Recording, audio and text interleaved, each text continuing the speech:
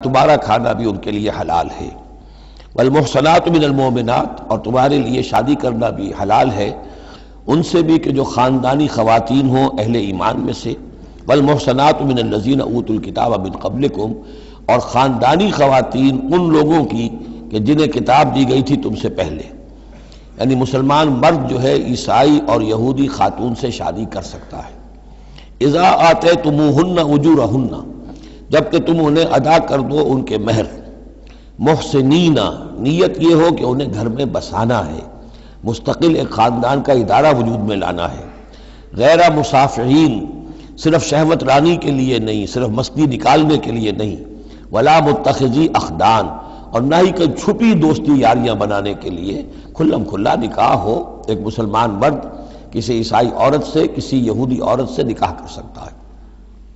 اس کے ضمن میں آج کل بہت سے اشکالات ہیں لوگوں کو، تو اس کے ضمن میں وضاحت کیے دیتا ہوں کہ جہاں تک تو شریعت کا اصل حکم ہے وہ تو یہ ہے، اور چونکہ شریعت محمد رسول اللہ پر پوری ہو چکی ہے، اب اس میں کوئی تغیر و تبدل نہیں ہو سکتا، لہذا اس کو منسوخ ہم نہیں کر سکتے، یہ تو قانون جو ہے قائم رہے گا، اور یہ اس کا جواز جو ہے، یہ اس کا جو کچھ لوگوں کو اس کے خلاف جو مصلحتیں نظر آتی ہیں وہ اپنی جگہ پر صحیح ہیں، لیکن اس کے باوجود قانون کو بدلا نہیں جا سکتا۔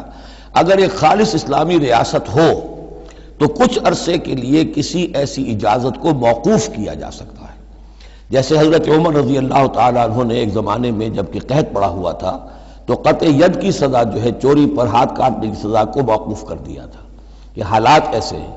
اسی طرح سے عارضی طور پر کسی حکم میں، کسی ایگزیکٹو آرڈر کے ذریعے سے، اسلامی حکومت کے کسی عارضی حکم کے ذریعے سے کوئی پابندی لگ سکتی ہے۔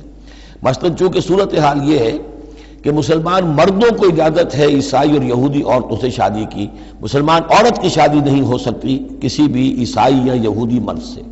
اب اس کی کیا علت ہے کہ عام طور پر سمجھا یہی جاتا ہے کہ مرد غالب ہوتا ہے، لہذا اس کا امکان ہے کہ وہ اپنی بیوی کو سیدھے راستے پر لے آئے گا، نہ یہ کہ اس کی بیوی اسے غلط راستے پر لے جائے گی۔ دوسرے یہ کہ اس زمانے میں اولاد ہوتی تھی مرد کی، تو گویا کہ ثابت تھا کہ جو اولاد ہوگی وہ ماں پر نہیں ہوگی، عیسائی نہیں ہوگی، یہودی نہیں ہوگی، بلکہ وہ مسلمان ہوگی۔ دوسرے اس وقت مسلمانوں کا غلبہ ہو گیا تھا، اور یہودی عیسائی جو تھے وہ ان کے گویا کہ تابع ہو چکے تھے۔ نفسیاتی اعتبار سے یہ دونوں صورتیں اس وقت بدل چکی ہیں۔ آج مسلمان مغلوب ہیں، یہودی عیسائی جو ہیں ان کا پلڑا بھاری ہے دنیا کی سیاست میں اور دنیا کے معاملات میں۔ ویسے بھی مرد جو ہیں وہ کمزور ہو چکے ہیں اور عورتوں کا غلبہ ہے، اس حوالے سے مناسب یہی ہے کہ یہ شادیاں نہ ہوں، لیکن حرام ان کو ہم نہیں کہہ سکتے۔ البتہ کوئی اگر اسلامی ریاست کہیں قائم ہو جائے تو پھر وہ وقتی طور پر جب تک کہ حالات میں کوئی اور تبدیلی نہ ہو جائے، مصلحتوں کے پیش نظر اس اجازت کو عارضی طور پر منسوخ کر سکتی ہے۔ وَمَن يَكْفُرْ بِالْإِيمَانِ فَقَدْ حَبِطَ عَمَلُهُ، تو جس شخص نے ایمان کے ساتھ کفر کیا اس کے تمام اعمال حبط ہو گئے۔ اب اس میں اشارہ اہل کتاب کی طرف بھی ہو سکتا ہے کہ پہلے وہ صاحب ایمان تھے، جب تک محمد الرسول اللہ تشریف نہیں لائے، جو حضرت عیسیٰ کو مانتا تھا وہ مومن تھا، جو حضرت موسیٰ کو مانتا تھا مومن تھا، لیکن یہ کہ اب اگر وہ نہیں مان رہے تو گویا کہ وہ کفر کر رہے ہیں۔ اور دوسری یہ کہ کوئی شخص ایمان کا مدعی ہو کر ایسی حرکتیں کرے کہ جو کہ کافرانہ ہے تو اس کے تمام اعمال حبط ہو جائیں گے، وَهُوَ فِي الْآخِرَةِ مِنَ الْخَاسِرِينَ، اور آخرت میں وہ ہوگا بڑے خسارہ پانے والوں میں۔ یا ایھا الذین آمنوا اذا قمتم الی الصلاۃ، اہل ایمان جب تم کھڑے ہو، ارادہ کرو، قصد کرو نماز کا، فاغسلوا وجوہکم وایدیکم الی المرافق، تو دھو لیا کرو اپنے چہرے بھی اور اپنے دونوں ہاتھ بھی کہنیوں تک، وامسحوا برؤوسکم، اور اپنے سروں پر مسح کر لیا کرو، وارجلکم، اور دھو لیا کرو اپنے پاؤں کو بھی الی الکعبین، ٹخنوں تک۔ یہ ارجلکم اور ارجلکم دونوں قرأتیں ہمارے ہاں بھی ہیں، مستند قرأتوں میں ہیں۔ اہل تشیع جو ہے ویسے اس کو مستقل ارجلکم پڑھتے ہیں، اور ان کے نزدیک یہ مسح کے ساتھ ہے، وامسحوا برؤوسکم وارجلکم، مسح کر لیا کرو اپنے سروں پر بھی اور پیروں پر بھی۔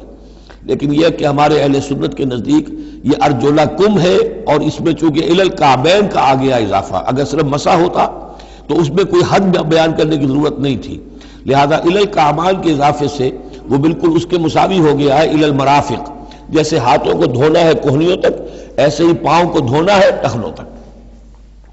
وَإِن كُنتُمْ جُنُبًا فَاطَّهَّرُوا، اور اگر تم حالت جنابت میں ہو تو پھر تم اور زیادہ پاکی حاصل کرو، یعنی غسل کرو، پورے جسم کا غسل کرو۔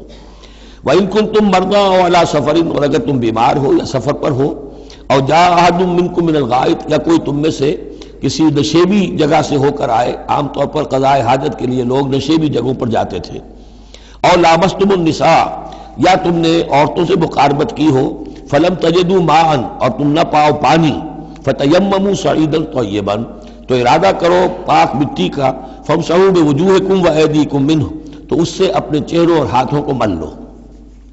ما یرید اللہ لیجعل علیکم من حرج، اللہ یہ نہیں چاہتا کہ تم پر کوئی تنگی کرے، پانی نہیں ہے تو مٹی سے، ولکن یرید لیطہرکم، لیکن یہ ضرور چاہتا ہے کہ وہ تمہیں پاک کرے، ولیتم نعمتہ علیکم، اور تم پر اپنی نعمت کا اتمام فرمائے، لعلکم تشکرون، تاکہ تم شکر کا حق ادا کر سکو۔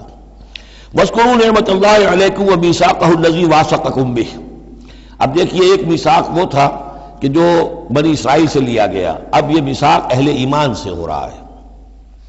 یہ سورت شروع ہوئی ہے یا ایھا الذین آمنوا سے، اور یاد رکھنا اپنے اس میثاق کو، اپنی اس نعمت کو جو تم پر ہوئی ہے اللہ کی طرف سے، اور وہ میثاق جو اس نے تم سے باندھ لیا ہے، جس میں اس نے تمہیں باندھ لیا ہے، واثقکم بہ اذ قلتم سمعنا واطعنا، جب تم نے کہا سمعنا واطعنا۔ سورہ بقرہ کی آخری آیت کہاں ختم ہوئی تھی؟ سمعنا واطعنا، آخری سے پہلی غفرانک ربنا والیک المصیر۔ جو مسلمان بھی کہتا ہے سمعنا واطعنا، گویا کہ وہ ایک میثاق میں، ایک بہت گاہے معاہدے کے اندر اللہ کے ساتھ بندھ گیا، اب اسے اللہ کی شریعت کی پابندی کرنی ہے۔ وَاذْكُرُوا نِعْمَتَ اللَّهِ عَلَيْكُمْ وَمِيثَاقَهُ الَّذِي وَاثَقَكُمْ بِهِ إِذْ قُلْتُمْ سَمِعْنَا وَأَطَعْنَا وَاتَّقُوا اللَّهَ، اللہ کا تقوی اختیار کرو، ان اللہ علیم بذات الصدور، یقیناً اللہ تعالیٰ جو سینوں کے اندر چیزیں پنہاں ہیں ان سے بھی واقف ہے۔ یا ایھا الذین آمنوا کونوا قوامین بالقسط، کونوا قوامین للہ شہداء بالقسط۔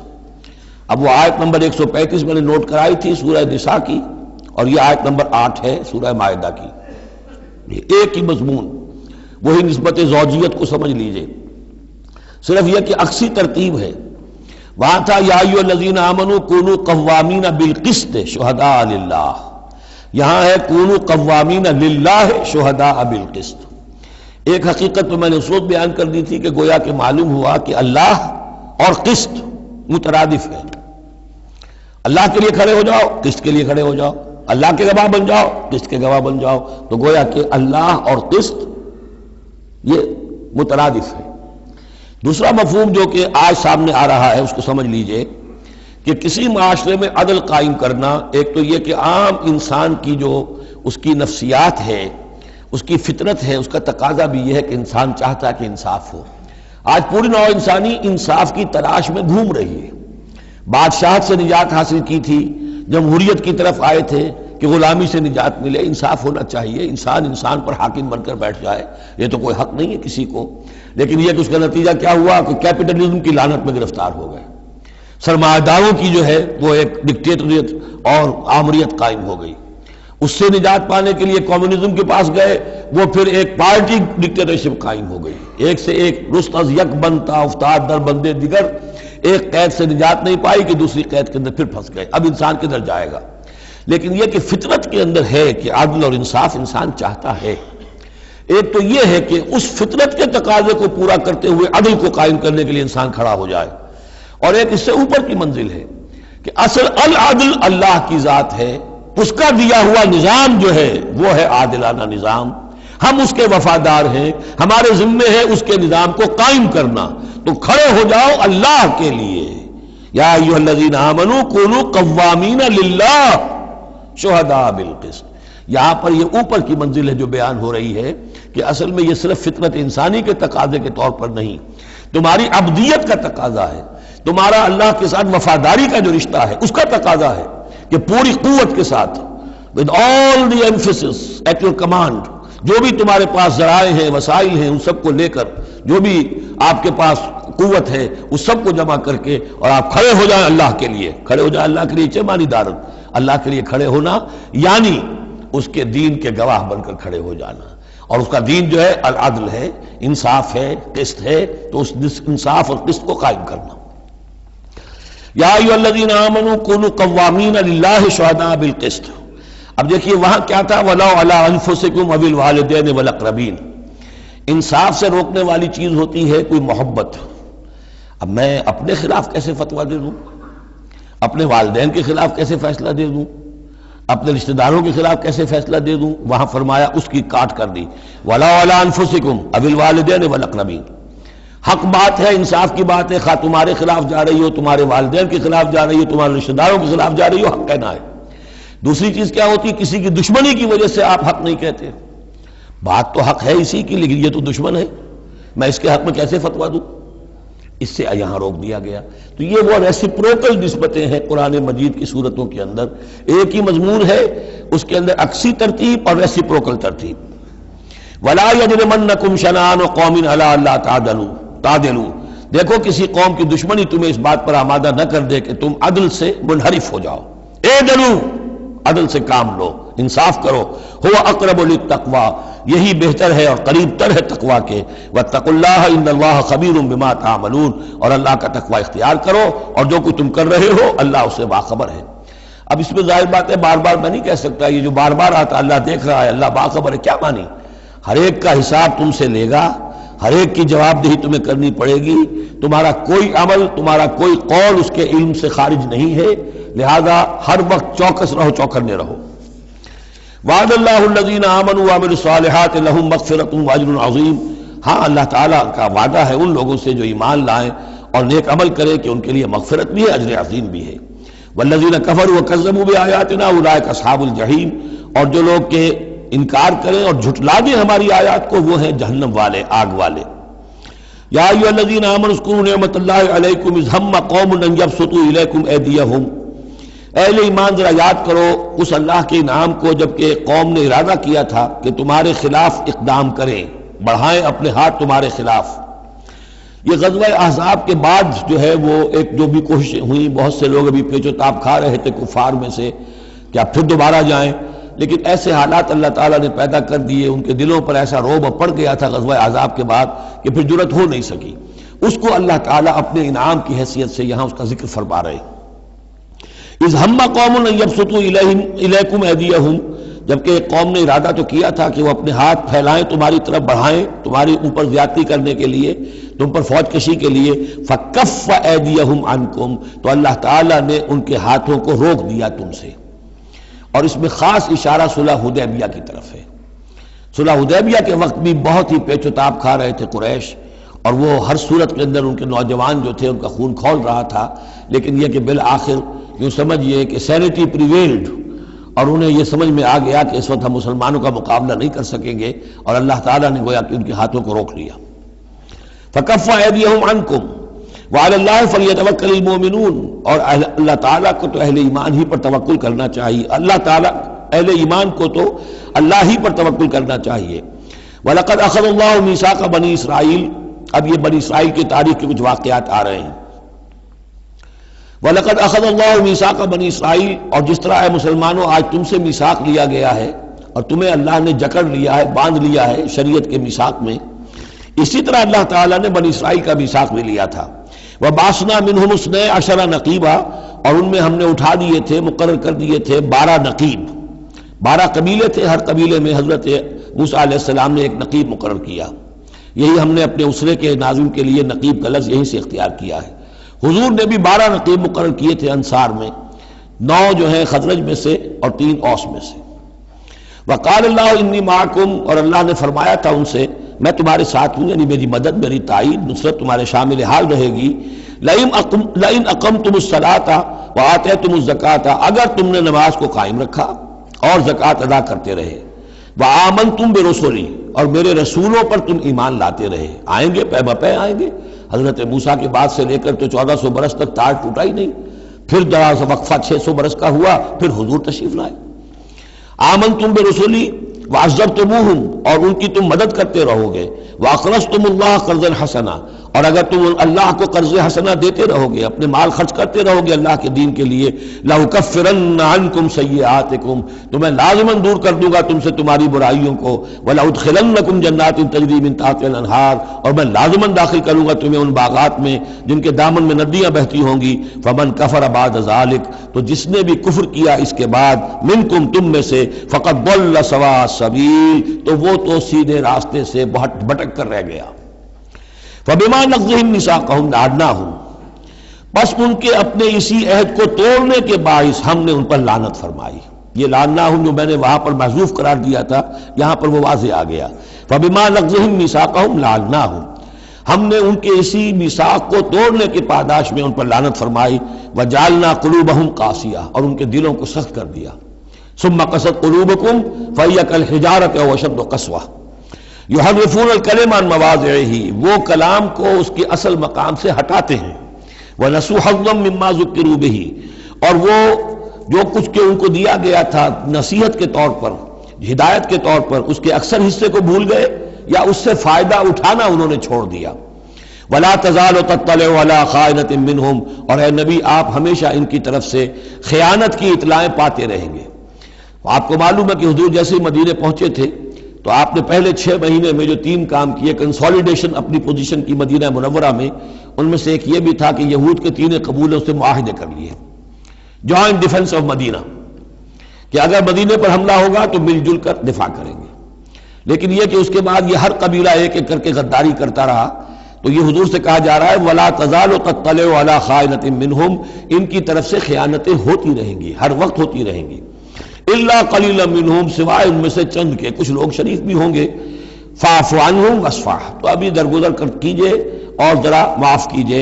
ان اللہ یحب المحسنین، یقیناً اللہ تعالی احسان کرنے والوں کو پسند فرماتا ہے۔ ومن الذین قالوا انا نصارى اخذنا میثاقهم، اور ان لوگوں سے بھی جنہوں نے یہ کہا کہ ہم نصارہ ہیں، ہم نے ان کا بھی میثاق لیا۔ اخذنا میثاقهم فنسوا حظا مما ذکروا، تو وہ بھی بھول گئے بڑا حصہ اس کا جو نصیحت انہیں کی گئی تھی، یا بھول گئے اس نصیحت سے فائدہ اٹھانا۔ فَأَغْرَيْنَا بَيْنَهُمُ الْعَدَاوَةَ وَالْبَغْضَاءَ إِلَىٰ يَوْمِ الْقِيَامَةِ، تو ہم نے ڈال دی ان کے مابین دشمنی اور بغض قیامت کے دن تک۔ عیسائیوں میں تو خاص طور پر ایک تو ہے عیسائی اور یہودیوں کے درمیان جو دشمنی رہی ہے، یہ جو ہمارا دور ہے اصل میں اس میں عارضی طور پر صورتحال تبدیل ہو گئی ہے، لیکن واقعہ یہ ہے کہ پورے 2000 برس تک، لگ بھگ 100 برس نکال دیجئے تو 1900 برس تک شدید دشمنی رہی ہے یہودیوں اور عیسائیوں کے درمیان، کیونکہ عیسائی سمجھتے تھے کہ جسے ہم خدا سمجھتے ہیں اس کے قاتل یہ ہیں، انہوں نے سولی چڑھایا ہے۔ یہودی سمجھتے تھے کہ کافر جو تھا، مرتد جو تھا، جادوگر تھا، ولد الحرام تھا، ولد الزنا تھا، اسے یہ خدا کا بیٹا بنائے پھرتے ہیں۔ اب یہ اس قدر یعنی کنٹراسٹ ہے اتنی ایک دوسرے کے خلاف کہ ان کے اندر کوئی پوائنٹ آف میٹنگ ہے ہی نہیں، شدید دشمنی رہی ہے۔ اسی طریقے سے عیسائیوں کے اندر پھر جو فرقے بنے ہیں اور ان میں جو خانہ جنگی ہوئی ہے، پوری انسانی تاریخ اس کی مثال پیش کرنے سے قاصر ہے۔ ایک اتنی موٹی کتاب لکھی ایک صاحب نے، لندن میں ہے، بلڈ آن دی کراس، صلیب پر خون، وہ جو کتاب ہے وہ بتاتی ہے، میں حیران رہ گیا پڑھ کر، ہم لوگ نہیں واقف ہیں ان کی تمام چیزوں سے، یورپ میں جو کچھ ہوتا رہا ہے عیسائیوں کے فرقوں کے مابین، کیتھولکس اور پروٹیسٹنٹس کے درمیان، اس کی ہلکی سی جھلک اب بھی آئرلینڈ میں نظر آتی ہے۔ کسی طریقے سے ہمارے ہاں شیعہ سنی فساد کبھی نہیں ہوا عثمانی میں، کہیں محرم کے موقع پر ہو جاتا تھا، ان دنوں وہ سیاسی معاملات زیادہ ہو گئے ہیں، ورنہ فساد کی نوبت بہت کم آئی، بہت کم، لیکن خون ریزی، قتل اور غارت گری جو وہاں ہوئی ہے اس کی کوئی مثال نہیں دنیا میں۔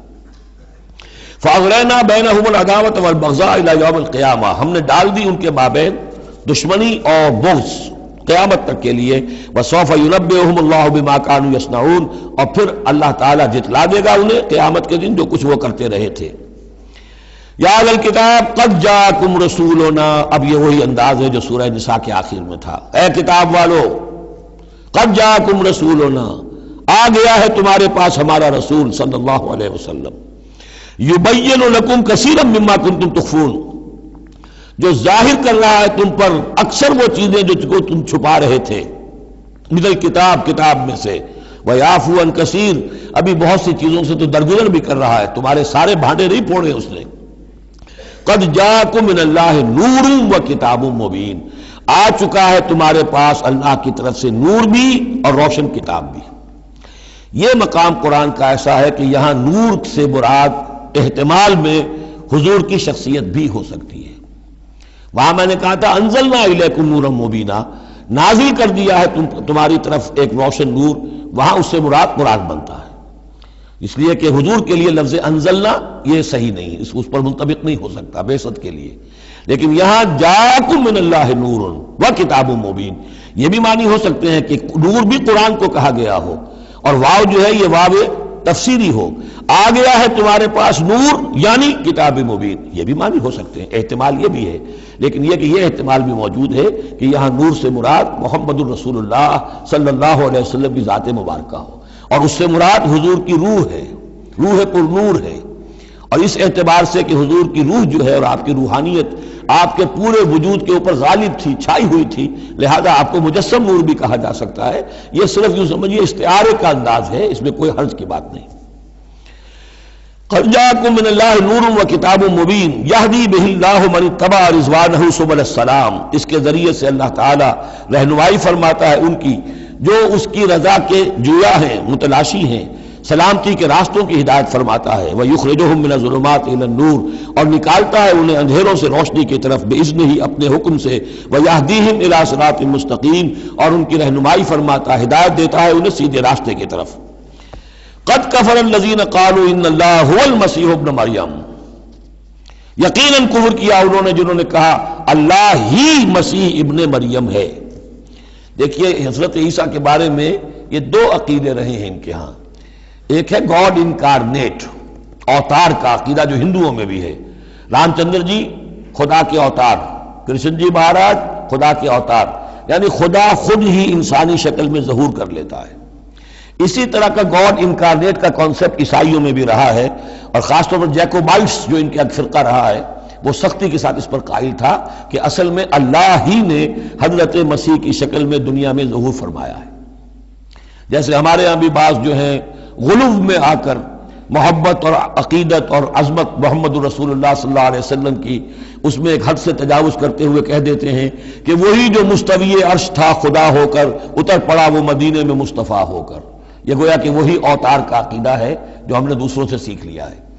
اسی طریقے کی بات یہ ہے ان کے ہاں لقد کفر الذین قالوا ان اللہ هو المسیح ابن مریم، ان لوگوں نے بھی کفر کیا جنہوں نے کہا کہ اللہ ہی ہے، مسیح ابن مریم جو ہے حقیقت میں اللہ ہی ہے جو اس شکل میں ظاہر ہوا ہے۔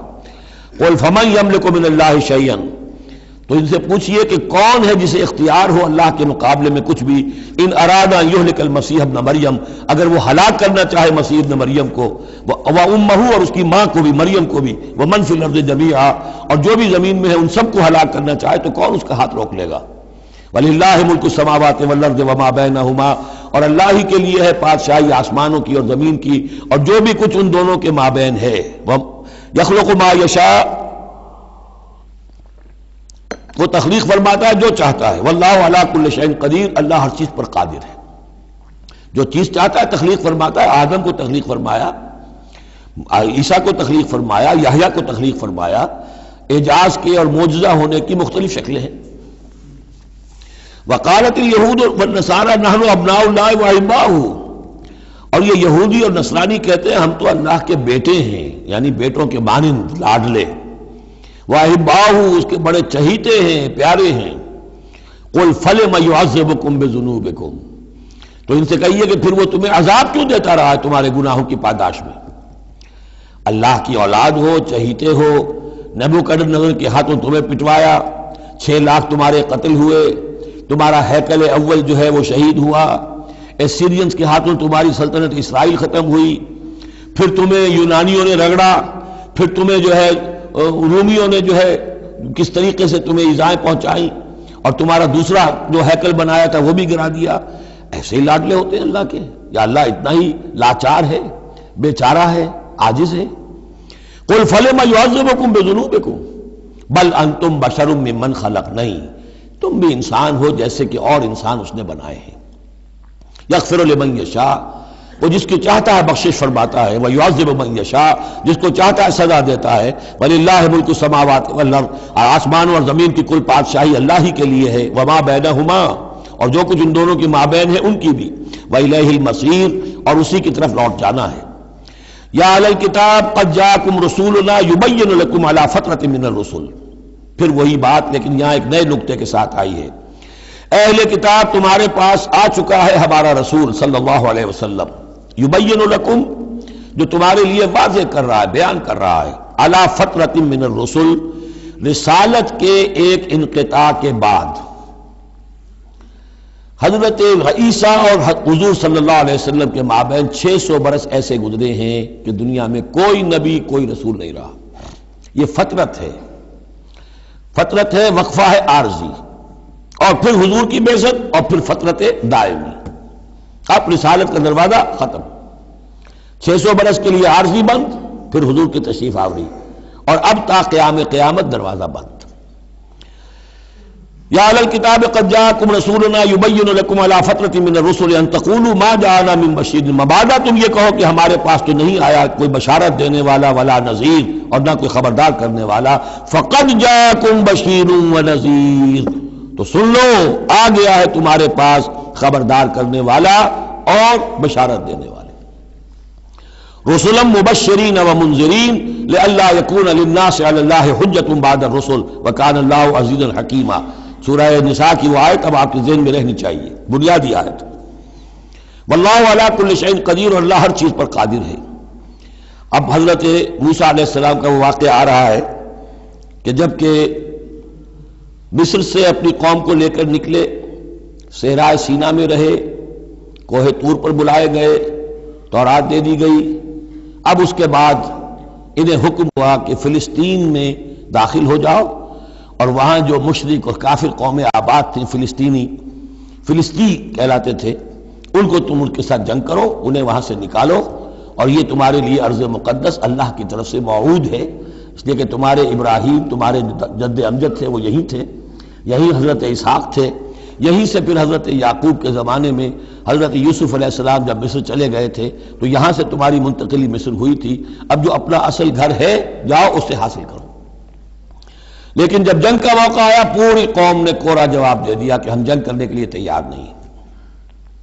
اس پر حضرت موسیٰ علیہ السلام کی مزاج میں جو تلخی پیدا ہوئی اور طبیعت کے اندر یوں سمجھیے بیزاری کی شدت پیدا ہوئی، وہ آپ دیکھیے گا کہ ہم یہ سمجھتے ہیں کہ رسول جو ہے وہ اپنی امت کے حق میں شفقت ہی شفقت ہوتا ہے، شفقت بھی ہے، جیسے اللہ کا معاملہ رؤوف بھی ہے، ودود بھی ہے، لیکن عزیز ذو انتقام بھی ہے، انتقام لینے والا بھی ہے. یہ دونوں شانیں ہیں. رسول کا معاملہ بھی یہی ہے، شفیق بھی ہے لیکن غیور بھی ہے، دین کی غیرت اس میں ہے، آپ سے بڑھ کر اللہ کے دین کی غیرت اس میں ہے. تو آخر ظاہر بات ہے کہ آپ کے طرز عمل سے بیزاری بھی ہوگی. پھر ان دونوں چیزوں کو سامنے رکھیے. اور یہ بات ذرا میں عرض کر دوں، تھوڑی سا نکتہ ہے سمجھنے کا، کہ چونکہ اس قوم کو اب تک بہت سا تجربہ ہوا تھا معجزوں کا. پیاس لگی، ہم سورہ بقرہ میں پڑھ آئے ہیں، ایک ضربی چٹان پر 12 چشمے پھوٹ گئے، کوئی محنت تو کرنی نہیں پڑی. بھوک لگی، من و سلوہ نازل ہو گیا. دھوپ لگی، سائبان جو ہے وہ ابر کا سائبان ساتھ ساتھ چل رہا ہے. سمندر راستے میں آیا، پھٹا، اس نے راستہ دے دیا. تو اس سے یہ بھی کہا جا سکتا ہے کہ اس لاڈ پیار کی وجہ سے بگڑ گئے تھے. اور یہی حکمت ہے کہ حضور کی پوری زندگی میں آپ کو اس طرح کا کوئی معجزہ نظر نہیں آتا. مسلمانوں جو کرنا ہے اپنی جان دے کر، ایثار سے، قربانی سے، محنت سے، مشقت سے، بھوک جھیل کر، فاقے برداشت کر کے کرو. یہ بہت اہم نکتہ ہے، سمجھ لیجیے. یہ عادی ہو گئے تھے. وَإِذْ قَالَ مُوسَىٰ لِقَوْمِهِ يَا قَوْمِ اذْكُرُوا نِعْمَةَ اللَّهِ عَلَيْكُمْ إِذْ جَعَلَ فِيكُمْ أَنْبِيَاءَ وَجَعَلَكُمْ مُلُوكًا. اور یاد کرو جب کہ موسیٰ نے کہا اپنی قوم سے، میری قوم کے لوگوں، اور تورات سے معلوم ہوتا ہے بک آف ایکسوڈس جو ہے 6 لاکھ کی نفری تھی ان کی جب یہ نکلے ہیں مصر سے. اب ان میں بوڑھے بھی، بچے بھی اور عورتیں بھی، ان کو نکال دیجئے تو کم سے کم 1 لاکھ تو ہوں گے کہ جو ایسے لوگ ہوں کہ جو جنگ کی صلاحیت رکھتے ہوں. اور نیچے جائیے برسبیل تنزل تو 50,000 تو ہوں گے. لیکن ان کا حال کیا ہوا وہ دیکھ لیجئے. یا قوم اذکروا نعمت اللہ علیکم، میری قوم کے لوگوں اللہ کے اس انعام کا احساس کرو جو تم پر ہوا ہے. اذ جعل فیکم انبیاء، جبکہ تمہارے اندر اس نے نبی اٹھائے. یعنی خود میں نبی ہوں، میرے بھائی ہارون نبی ہیں، حضرت موسیٰ نبی تھے، حضرت یوسف نبی تھے جو آئے تھے. وجعلکم ملوکا، اور تمہیں بادشاہ بنایا ہے. بادشاہ بنایا ہے تو ظاہر بات ہے اس وقت تک اگرچہ ان کی بادشاہت تو قائم نہیں ہوئی تھی، ہو سکتا ہے یہ پیشین گوئی ہو کہ جو بتائی جا رہی ہو کہ آئندہ تمہیں اللہ تعالیٰ زمین کی سلطنت بھی اور خلافت بھی دینے والا ہے، جیسے کہ حضرت داؤد اور حضرت سلیمان کے زمانے میں ہوئی. ایک رائے یہ بھی ہے کہ چونکہ حضرت یوسف کے زمانے میں انہیں بڑا اقتدار حاصل ہو گیا تھا، بادشاہ تو نہیں تھے لیکن یہ کہ واقعتاً بادشاہوں کے بھی، جن کو کہتے ہیں کہ پیرزادے ہونے کے اعتبار سے بادشاہوں کے بھی مخدوم تھے اور ممدوح تھے، تو شاید اس کی طرف اشارہ ہو. وَآتَاكُم مَّا لَمْ يُؤْتِ أَحَدًا مِّنَ الْعَالَمِينَ، اور تمہیں وہ ساری چیزیں دیں جو پوری دنیا میں تمام جہان والوں میں کسی کو نہیں دی. یا قوم ادخلوا الارض المقدسۃ التي كتب اللہ لکم، اے میری قوم کے لوگوں اب داخل ہو جاؤ اس ارض مقدس میں، اس فلسطین میں جو اللہ نے تمہارے لیے لکھ دی ہے، اللہ کا فیصلہ ہے، تمہیں ملے گی. ولا ترتدوا على ادبارکم، اور اب اپنی پیٹھوں کے بل نہ واپس نہ پھرنا. فتنقلبوا خاسرین، اگر ایسا کرو گے تو خسارے میں رہو گے. قالوا یا موسیٰ ان فیہا قوما جبارین، انہوں نے کہا موسیٰ ہم فلسطین میں داخل ہو جائیں، اس میں تو بڑی جابر قوم ہے، بڑی طاقتور قوم ہے، قداور لوگ ہیں، لعیم ہیں، جسیم ہیں. ان فیہا قوما جبارین وانا لن ندخلها حتى يخرجوا منها، ہم اس زمین میں داخل نہیں ہوں گے، اپنے قدم نہیں بڑھائیں گے جب تک کہ وہ وہاں سے نکل نہ جائیں. وَإِن يَخْرُجُوا مِنْهَا فَإِنَّا دَاخِلُونَ، وہ نکل جائیں پھر ہم داخل ہو جائیں گے. قَالَ رَجُلَانِ مِنَ الَّذِينَ يَخَافُونَ، کہا دو اشخاص نے کہ جو خوف رکھتے تھے اللہ کا بھی، انعم اللہ علیہما، اللہ نے بھی ان پر انعام کیا تھا. یہ دو شاگرد تھے جو قریبی صحابی یا حواری تھے حضرت موسیٰ کے. یوشع ابن نون تو وہ ہے کہ جو پھر ان کے بعد جانشین بھی ہوئے، اور گمان غالب یہی ہے کہ وہ نبی بھی تھے، اور دوسرے تھے کالب بن یفنہ. تو ان دونوں نے اپنے قوم کے لوگوں کو سمجھانا چاہا. قال رجلان من الذین یخافون انعم اللہ علیہما ادخلوا علیہم الباب، ہمت کرو دروازے میں ایک دفعہ گھسو تو صحیح. فاذا دخلتموہ فانکم غالبون، جب تم داخل ہو جاؤ گے تو غلبہ تمہیں مل جائے گا. وعلی اللہ فتوکلوا، اللہ پر توکل کرو، ان کنتم مؤمنین، اگر تم مومن ہو. قالوا یا موسیٰ انا لن ندخلها ابدا، انہوں نے کہا موسیٰ ہم تو کبھی بھی، یہ ترجمہ کبھی بھی اصل میں کیا گیا ہے اس مصحف میں بھی، لیکن یہ گرامر کے اندر عربی محاورے میں ابدا، ہرگز ہرگز، ہم ہرگز ہرگز داخل نہیں ہوں گے. یا موسیٰ لن ندخلها ابدا، ہم ہرگز داخل نہیں ہوں گے ما داموا فیہا، جب تک کہ وہ اس میں موجود ہیں. فاذهب انت وربک، جاؤ تم اور تمہارا رب. اور یہ میری طرف سے اضافہ کر لیجئے، ساتھ اپنی لٹھیاں بھی لے جاؤ، یہ تمہارا عصا جو ہے اتنے بڑے بڑے کارنامے دکھائے ہیں، یہ بھی ساتھ لے جاؤ. فَذْهَبْ أَنْتَ وَرَبُّكَ فَقَاتِلَا، اور جا کے قتال کرو. إِنَّا هَاهُنَا قَاعِدُونَ، ہم تو یہاں بیٹھے ہیں، زمین جنبت نہ جنبت محمد، ہم تو یہاں ٹکے ہوئے، ہم نہیں ہلیں گے. قال رب، اب دیکھیے بیزاری، وہی حضرت موسیٰ سورہ قصص میں آپ واقعہ پڑھیں گے کہ قبطی جو تھا وہ مار رہا تھا ایک اسرائیلی کو، تو اس کی طرف سے پھر مدافعت کرتے ہوئے حضرت موسیٰ نے ایک مکہ رسید کیا اور اس قبطی کی جان نکال دی. فَوَقَذَهُ مُوسَىٰ فَقَضَىٰ عَلَيْهِ، اس وقت اتنی محبت اپنی قوم سے، اور اب کیا حال ہے. قال رب انی لا املک الا نفسی واخی، انہوں نے عرض کیا پروردگار مجھے تو اختیار نہیں ہے سوائے اپنی جان کے اور اپنے بھائی ہارون کی جان کے. فَفْرُقْ بَيْنَنَا، باقی یہ پوری قوم انکار کر رہی ہے تو اب تفریق کر دے، علیحدہ کر دے، جدائی ڈال دے ہمارے مابین، وَبَيْنَ الْقَوْمِ الْفَاسِقِينَ، اور ان ناہنجار لوگوں کے درمیان، میں اب ان کے ساتھ رہنا نہیں چاہتا. آج کی اصطلاح میں ہم کہہ سکتے ہیں میرا استعفیٰ قبول فرما لے، کہ میں اب ان کے ساتھ نہیں رہنا چاہتا. ان کی ناہنجاری، جو کچھ انہوں نے دیکھا ہے، میرے ہاتھوں سے جو معجزے دیکھے ہیں، میرے اور ان کے درمیان اب تفرقہ پیدا کر دے. اللہ نے یہ درخواست قبول نہیں کی، لیکن یہ کہ تذکرہ بھی نہیں کیا. قال فإنها محرمة عليهم 40 سنة، نہیں، ہم جو سزا انہیں دے رہے ہیں وہ یہ ہے کہ اب یہ ارض مقدس، اگر یہ بزدلی نہ دکھاتے ابھی ہم انہیں دے دیتے. اب انہوں نے بزدلی دکھائی ہے تو اب یہ ان پر حرام رہے گی 40 برس تک. یتیہون فی الارض، اسی صحرا میں، اسی صحرائے سینا میں، سینائی پیننسولا، یہ بھٹکتے پھریں گے.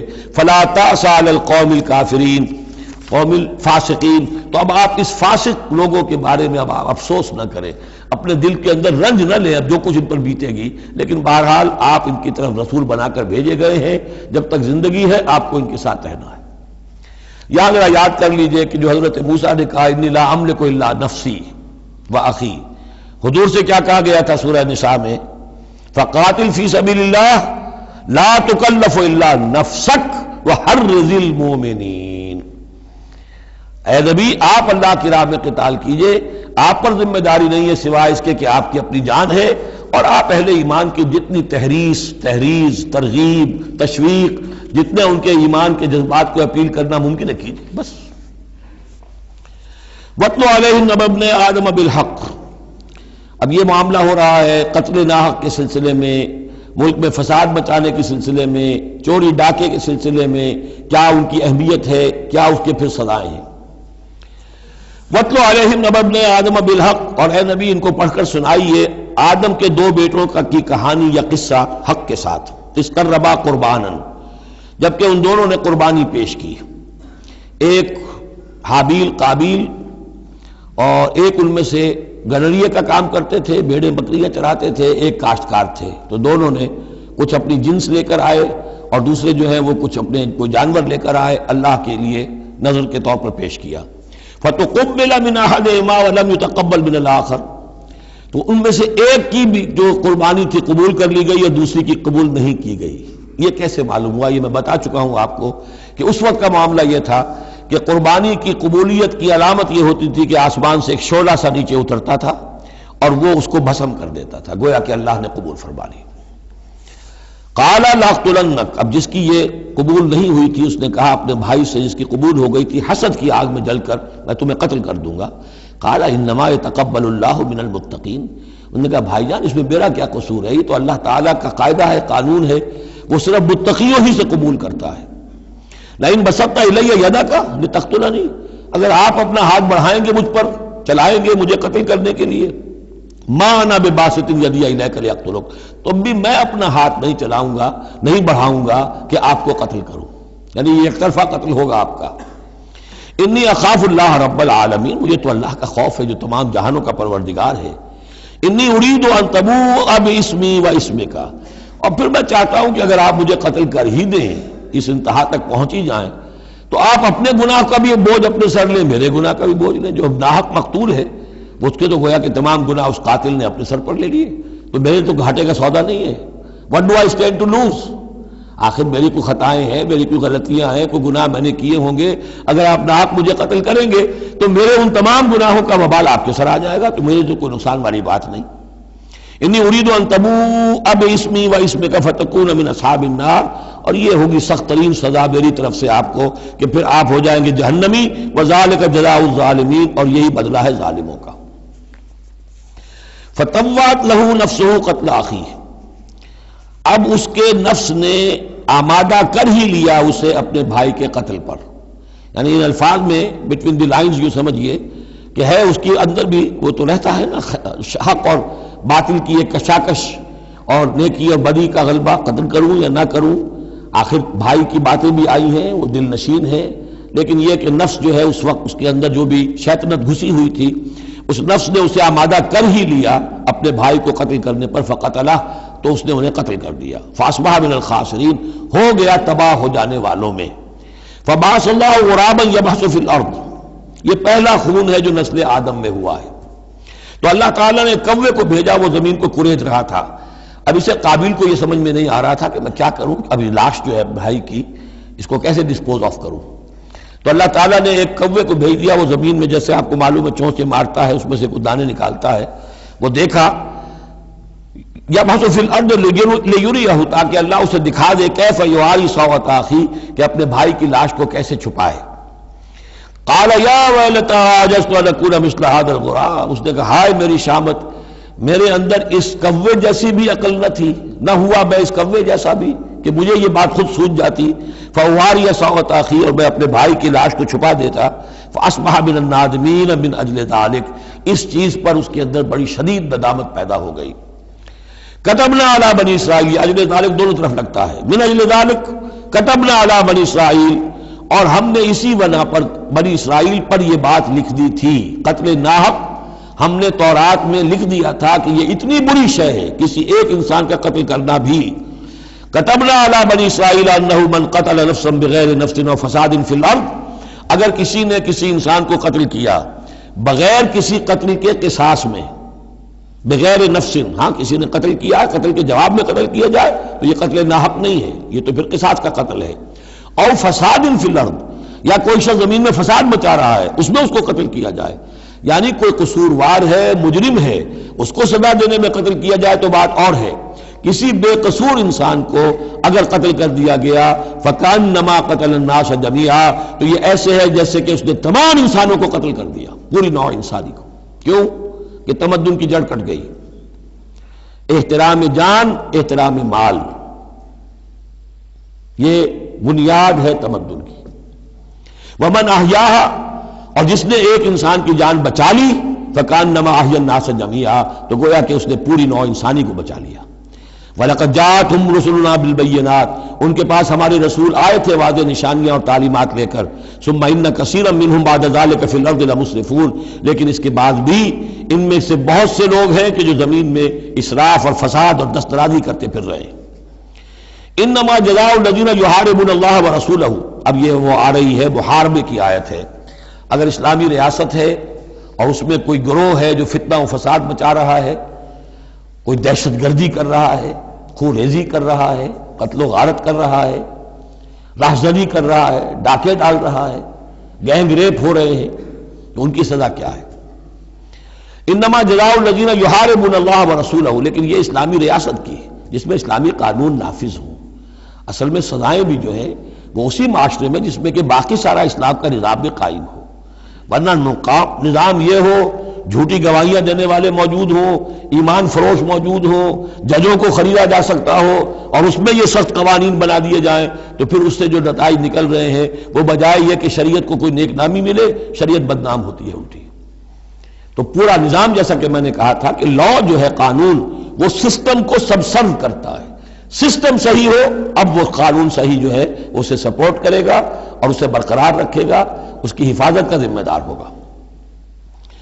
انما جزاء الذین یحاربون اللہ ورسولہ، یقیناً بدلہ ان لوگوں کا کہ جو محاربہ کرتے ہیں، چیلنج کرتے ہیں اللہ کو اور اس کے رسول کو، یعنی اسلامی ریاست کو، ویسعون فی الارض فسادا، اور زمین میں وہ فساد مچاتے پھرتے ہیں، ان یقتلوا، کہ انہیں قتل کیا جائے، بلکہ یقتلوا نہیں ہے یقتلوا، ان کے ٹکڑے کیے جائیں، تقتیل، یقتلوا تقتیلا، اور یسلبوا، یا انہیں سولی چاہا جائے، اور تقطع ایدیہم وارجلہم من خلاف، یا ان کے ہاتھ اور پاؤں مخالف سمتوں سے کاٹا جائے، ایک ہاتھ کاٹ دیا جائے، ایک پاؤں کاٹ دیا جائے، اور ینفوا من الارض، یا انہیں ملک بدر کر دیا جائے۔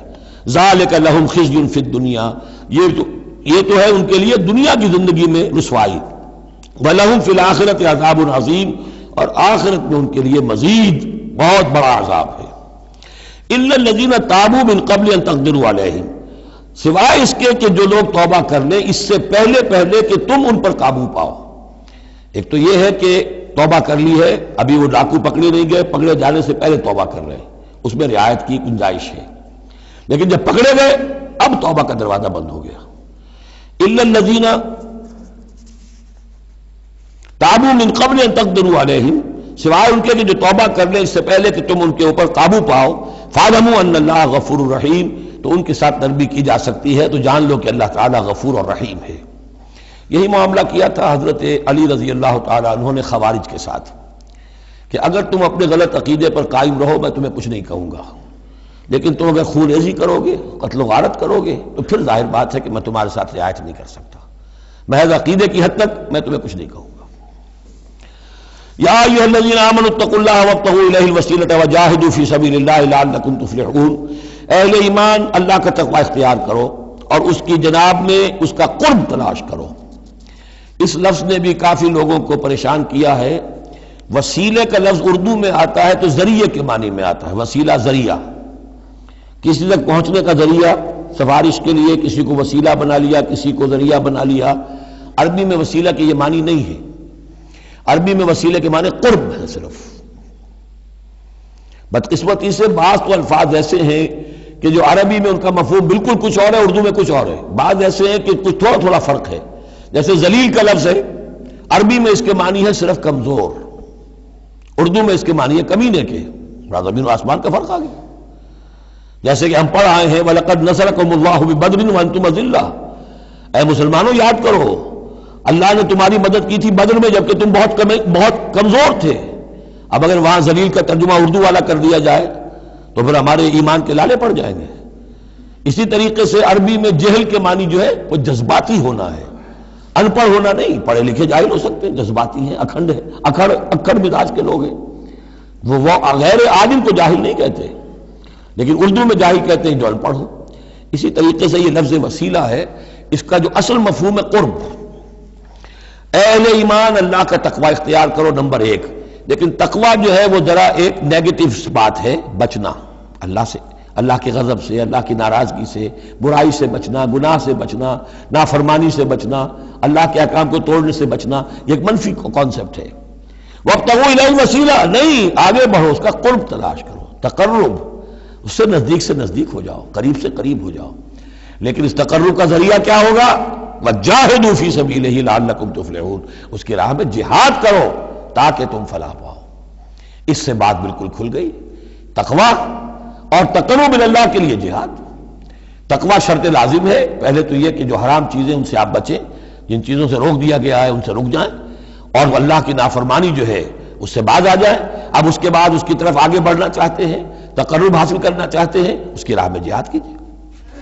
ان الذین کفروا لو ان لهم ما فی الارض جميعا ومثله معه، وہ لوگ جنہوں نے کفر کیا اگر ان کے پاس ہوتی وہ ساری دولت کی جو زمین میں ہے کل کی کل، اور اتنی ہی اور بھی ہوتی، لیفتدوا بہ من عذاب یوم القیامہ، کہ وہ اس کے ذریعے سے فدیہ دے کر چھوٹ سکے قیامت کے دن کے عذاب سے. ما تقبل منہم، وہ ان سے ہرگز قبول نہیں کی جائے گی. یہ بھی تعلیق بالمحال ہے، نہ ایسا ہوگا نہ ممکن ہے. لیکن یہ کہ آخری درجے میں اس کو بیان کر دینا کہ اگر اتنی دولت بھی ہو تب بھی اللہ کیا وہ فدیہ جو ہے قبول نہیں ہوگا. وَلَهُمْ عَذَابٌ أَلِيمٌ، اور ان کے لیے تو دردناک عذاب ہے.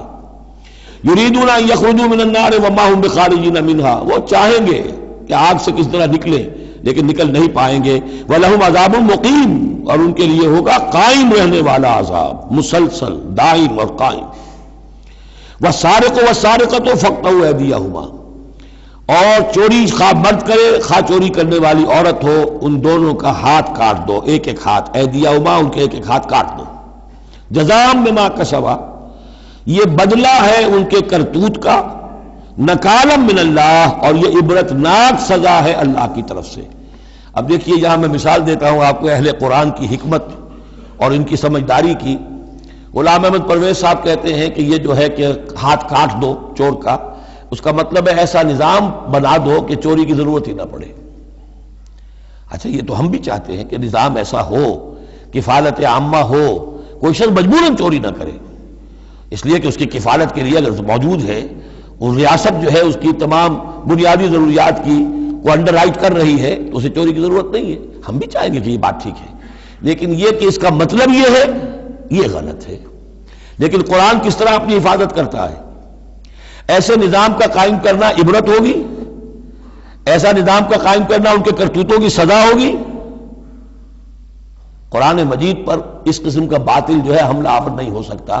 دو الفاظ، فَاقْطَعُوا أَيْدِيَهُمَا، ان کے ہاتھ کاٹ دو، جزاء بما کسبا، جو کمائی انہوں نے کی ہے اس کا بدلہ. اچھا جو کمائی انہوں نے کی اس کا بدلہ یہ ہے کہ اچھا نظام قائم کرو. نکالن، نکال کہتے ہیں کہ عبرتناک سزا، نکالن من اللہ، اللہ کی طرف سے عبرت کے لیے. اور یہ اسلام کے اندر جو تعزیرات ہیں اور حدود ہیں اور سزائیں ہیں ان کے لیے لفظ نکال بہت اہم ہے. عبرتناک سزا. اگرچہ شہادت کا قانون بڑا سخت رکھا ہے، شبہ ہو تو ملزم کو چھوڑنے کی ہدایت ہے. جو آج بھی دنیا کے اندر جو اصول ہے کہ جو بھی ڈاؤٹ ہے اس کا فائدہ جو ہے، شک کا فائدہ وہ ملزم یا ملزم کو جائے گا. لیکن یہ ساری کے باوجود اگر ثابت ہو گیا ہے، اب سزا وہ دو کہ ایک کو سزا ملے اور لاکھوں کی آنکھیں کھل جائیں، تاکہ آئندہ سے پھر یہ جرم کرنے کی ہمت کسی میں نہ ہو. یہ جو ڈیٹرنس ہے، اس طرح کی سزائیں کہ جن سے برائی جو ہے اس کو استحصال معاشرے سے کیا جا سکے، یہی واحد ذریعہ ہے. ورنہ دنیا میں امریکہ جیسی کلچر سوسائٹی کے اندر بھی موسٹ ہینس کرائم موجود ہے، بڑا ہی گھناؤنا جرم موجود ہے، اس لیے کہ اس قسم کی سزائیں ہیں ہی نہیں. لوگ جرم کرتے ہیں، جیل میں رہے، عیش کیا، کچھ دیر کے بعد پھر آئے، پھر جرم کیا، پھر چلے گئے. باہر جا کے کیا کریں گے؟ وہاں تو سرکاری مہمان ہیں. تو یہ سارا فلسفہ جو ہے نتیجہ کہ جرم جو ہے ان کا وہ بڑھتا چلا جا رہا ہے. والسارق والسارقۃ فاقطعوا ایدیہما جزاء بما کسبا نکالا من اللہ واللہ عزیز الحکیم. اللہ زبردست ہے، حکمت والا. فمن تاب من بعد ظلمہ واصلح فإن اللہ یتوب علیہ. تو جس نے بھی توبہ کر لی اس کے بعد اپنے ظلم اور اپنے جرم کے پیچھے واصلہ اور اصلاح کر لی تو اللہ قبول کرتا ہے اس کی توبہ کو. ان اللہ غفور الرحیم، یقیناً اللہ غفور الرحیم ہے. لیکن جرم کی سزا دنیا میں ختم نہیں ہوگی. ایک جرم جو کیا ہے وہ جرم ہے دنیا کا، گناہ ہے اللہ کا. جرم کی سزا دنیا میں ملے گی، گناہ کی سزا اللہ نے دینی ہے، اس کو اللہ معاف فرما دے گا اگر توبہ کی ہے. اگر توبہ نہیں کی ہے تو پھر یہ کہ اس کی سزا بھی ملے گی. الم تعلم ان اللہ لہ ملک السماوات والارض. کیا تم جانتے نہیں کہ اللہ ہی کے لیے ہے آسمانوں اور زمین کی بادشاہی. یعذب من یشاء ویغفر لمن یشاء. وہ سزا دے گا جس کو چاہے گا اور بخش دے گا جس سے چاہے گا. واللہ علی کل شیء قدیر. اللہ ہر چیز پر قادر ہے. یا ایھا الرسول لا يحزنك الذين يسارعون في الكفر من الذين قالوا آمنا بافواههم ولم تؤمن قلوبهم. یہ پھر ذکر آ رہا ہے لیکن یہاں بھی گڑبڑ ہے معاملہ سورہ بقرہ کی طرح. منافقین پر بھی انطباق ہوگا اس کا، اور اہل کتاب کے بھی وہ لوگ جو ان کے طرف کے منافق تھے، جن کا میلان اسلام کی طرف بھی تھا، چاہتے بھی تھے کہ مسلمانوں میں شامل رہے لیکن وہ اپنے ساتھیوں کو بھی چھوڑنے کو تیار نہیں تھے. تو یہ جو بیچ بیچ میں مذبذبین بین ذالک تھے، یہ دونوں طرف کے لوگ تھے. یا ایھا الرسول لا يحزنك الذين يسارعون في الكفر. اے رسول صلی اللہ علیہ وسلم، نہ غمگین ہو آپ ان لوگوں کی سرگرمیوں سے، بھاگ دوڑ سے کہ جو کفر کے ضمن میں بڑی سرگرمی دکھا رہے ہیں. من الذین قالوا آمنا بافواہہم. ان لوگوں میں سے جو اپنے منہ سے تو کہتے ہیں کہ ہم ایمان رکھتے ہیں، ولم تؤمن قلوبہم، اور ان کے دل ایمان نہیں لائے ہیں. ومن الذین ہادوا، اور اسی طرح کے لوگ یہودیوں میں سے ہیں. سماعون للکذب، یہ بڑے ہی غور سے سنتے ہیں، توجہ سے سنتے ہیں جھوٹ کو. سماعون لقوم آخرین، اور یہ سنتے ہیں کچھ اور لوگوں کے لیے. یعنی ایک تو یہ ہے کہ ان کی جھوٹی باتیں بڑی توجہ سے سنیں گے، شیاطین جو ہیں ان کے، وَإِذَا خَلَوْا إِلَىٰ شَيَاطِينِهِمْ قَالُوا إِنَّا مَعَكُمْ إِنَّمَا نَحْنُ مُسْتَهْزِئُونَ. پھر یہ کہ ان کی طرف سے جاسوس بن کر آئیں گے مسلمانوں کے ہاں کہ یہاں بڑی توجہ سے بات سنتے ہیں تاکہ جا کے رپورٹ کر سکے آج محمد نے یہ کہا، آج فلاں معاملہ ہوا صلی اللہ علیہ وسلم. تو سماعون لقوم آخرین، اس کے دونوں ترجمے ہو سکتے ہیں کہ وہ دوسری قوم کی باتوں کو بڑی توجہ سے سنتے ہیں، یا سنتے ہیں دوسری قوم کے لوگوں کے لیے، انہیں رپورٹ کرنے کے لیے، ان کے اسپائس کی حیثیت سے آ کر. لم یاتوک، جو آپ کے پاس نہیں آتے. یعنی ان کے جو گرو گھنٹال ہیں، ان کے جو لیڈر ہیں، ان کے جو شیاطین ہیں، وہ آپ کے پاس نہیں آتے. یہ جو بین بین کے لوگ ہیں در حقیقت وہ آتے ہیں جن کے ذریعے سے یہ سارا معاملہ جو ہے جاسوسی کا چل رہا ہے. یحرفون الکلم من بعد مواضعہ، وہ کلام کو پھیر دیتے ہیں اس کی جگہ کے اور موقع اور محل کے معین ہو جانے کے بعد. یقولون ان اوتیتم ھذا فخذوہ، وہ کہتے ہیں اگر تمہیں یہ شے مل جائے تو لے لینا. کوئی مقدمہ ہے، وہ لا رہے ہیں حضور کے پاس، پہلے سے طے کر رکھا ہے، اگر تو فیصلہ یہ ہوگا محمد کا ہم قبول کر لیں گا، اگر یہ فیصلہ نہیں کریں گے ہم فیصلہ رد کر دیں گے. اور اسی سے یہ بات سمجھ لیجئے کہ اصل میں فتح مکہ تک جس معنی میں ہم لفظ بولتے ہیں ریاست، اسلامی ریاست، پورے طور پر ایک ہماگیر ریاست پورے طور پر مدینے میں فتح مکہ کے بعد قائم ہوئی ہے، پہلے قائم نہیں ہوئی. ورنہ کسی ریاست میں دو جوڈیشل سسٹمز نہیں ہو سکتے، سوائے جو پاکستان میں ابھی ہوا ہے، دو چیف جسٹس بھی ہو گئے ہمارے ہاں چند دن کے لیے، لیکن یہ کہ یہ انہونی بات تھی جو ہوئی ہے. لیکن یہ کہ ہوتا نہیں دنیا میں، ایک ریاست ایک عدالتی نظام. یہ لوگ جب چاہتے تھے حضور کے پاس آ جاتے تھے، جب چاہتے تھے کسی اور یہودیوں کی عدالت میں لے جاتے تھے. تو پیرلل نظام وہاں چل رہے تھے. ہماگیر ریاست وحدت کی حیثیت سے، ایک آرگینک ہول کی حیثیت سے یہ فتح مکہ کے بعد قائم ہوئی. یقولون ان اوتیتم ھذا فخذوہ، کہتے ہیں کہ اگر یہ فیصلہ ملے تو تم لے لینا، قبول کر لینا. وَإِن لَّمْ تُؤْتَوْا فَاحْذَرُوا، اور اگر یہ شہادت تمہیں ملے، نہ فیصلہ ملے، یہ ڈگری نہ تمہارے حق میں جاری کی جائے تو پھر بچ جانا، کترا جانا. وَمَن يُرِدِ اللَّهُ فِتْنَتَهُ فَلَن تَمْلِكَ لَهُ مِنَ اللَّهِ شَيْئًا، اور جس کو اللہ تعالیٰ ہی نے فتنے میں مبتلا کرنے کا فیصلہ کر لیا ہو تو تم اس کے لیے اللہ تعالیٰ کے مقابلے میں کوئی مددگار نہ پاؤ گے، کوئی شے نہیں ملے گی. اولئک الذین لم یرد اللہ ان یطہر قلوبہم، یہ وہ لوگ ہیں کہ جن کے دلوں کو پاک کرنا اللہ نے چاہا ہی نہیں. لم یرد اللہ ان یطہر قلوبہم لہم فی الدنیا خزی، ان کے لیے دنیا میں بھی رسوائی ہے، ولہم فی الآخرۃ عذاب عظیم، اور آخرت میں ان کے لیے دردناک اور بہت بڑا عذاب ہے. سماعون للکذب، یہ خوب سنتے ہیں اچھی طرح اور چٹخارے لے لے کر سنتے ہیں جھوٹ کو. اکالون للسحت، خوب کھانے والے ہیں پیٹ بھر بھر کر حرام کے. فَإِن جَاءُوكَ، پھر اگر یہ آپ کے پاس آئیں، فَحْكُم بَيْنَهُمْ، آپ چاہیں تو ان کا مقدمہ لیں اور فیصلہ کریں. او عارض عنہم، آپ چاہیں تو ان کا مقدمہ لینے سے انکار کر دیجیے، کیونکہ نیتیں ان کی نیک نہیں ہیں. وہ آپ کا فیصلہ لینے نہیں آئے، طے کیے بیٹھے ہوئے پہلے سے کہ اگر فیصلہ یہ ہوگا تو قبول کر لیں گے ورنہ ہم لوٹ کے آ جائیں گے. تو ایسے لوگوں پر اپنا وقت ضائع کرنا جو ہے اس کو کوئی ضرورت نہیں ہے. لیکن یہ کہ اندیشہ یہ ہو سکتا تھا کہ یہ جا کے پروپیگنڈا کریں گے، دیکھو ہم تو گئے تھے محمد کے پاس مقدمہ لے کر، یہ کیسے نبی ہے رسول ہے، یہ مقدمے کا فیصلہ کرنے کو تیار نہیں. تو یہ جو اندیشہ ہو سکتا تھا اس کی پھر آگے اللہ تعالیٰ کی طرف سے حضور کو اطمینان دلایا جا رہا کہ آپ پرواہ نہ کریں اس اندیشے کی. فَإِن جَاءُوكَ فَاحْكُم بَيْنَهُمْ أَوْ أَعْرِضْ عَنْهُمْ، اگر وہ آئیں آپ کے پاس اپنا مقدمہ لے کر تو چاہے تو آپ فیصلہ کریں اور چاہے اعراض کریں. وَإِن تُعْرِضْ عَنْهُمْ، اگر آپ ان سے اعراض کریں گے، ان کا مقدمہ جو ہے فیصلہ کرنے سے انکار کر دیں گے، فَلَن يَضُرُّوكَ شَيْئًا، وہ آپ کو کوئی ضرر نہیں پہنچا سکیں گے.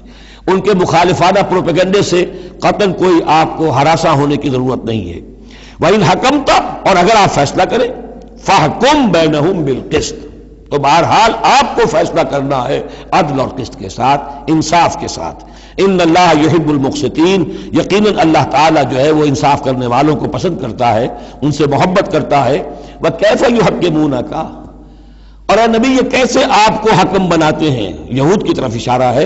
وَعِندَهُمُ التَّوْرَاۃ، ان کے پاس تورات موجود ہے، نیک نیت ہو تو اسی کے فیصلے کو لے کر چلیں. فِيهَا حُكْمُ اللَّهِ، اس میں اللہ کا حکم موجود ہے. ثُمَّ يَتَوَلَّوْنَ مِن بَعْدِ ذَلِكَ، پھر بھی وہ اس کے بعد بھی اس سے روگردانی کرتے ہیں. وَمَا أُولَٰئِكَ بِالْمُؤْمِنِينَ، اور حقیقت میں یہ لوگ مومن نہیں ہیں، ایمان سے خالی ہیں، ایمان سے تہی دست ہیں، ان کا اصل روگ یہ ہے. بارک اللہ لی ولکم فی القرآن العظیم ونفعنی وإیاکم بالآیات والذکر الحکیم.